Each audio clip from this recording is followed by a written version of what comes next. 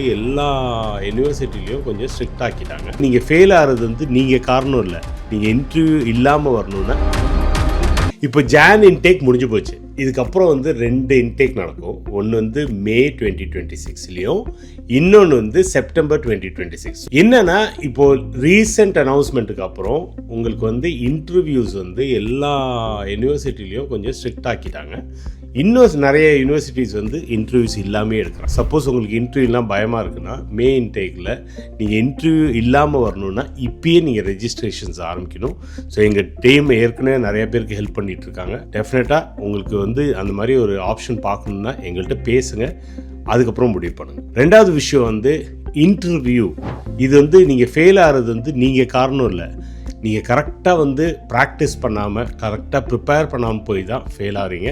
இல்லைனா வந்து எல்லாமே ரொம்ப ஸ்ட்ரெயிட் ஃபார்வர்டான கொஷின்ஸு, ஈஸியாக பாஸ் ஆகலாம். ஜஸ்ட்டு ப்ராக்டிஸ் ஆகணும். எங்கள் டீம் இருக்காங்க, அவங்க உங்களை ஃபுல்லாக ரெடி பண்ணிவிடுவாங்க. ஸோ அதனால் சப்போஸ் உங்களுக்கு இன்டர்வியூவோட யூனிவர்சிட்டிஸ் போகணுன்னா கூட இப்போ உடனே எங்களை காண்டாக்ட் பண்ணுங்கள். நாங்கள் உங்களுக்கு ஹெல்ப் பண்ணுறோம். அது மே இன்டேக் ஆகட்டும், செப்டம்பர் இன்டேக் ஆகட்டும்.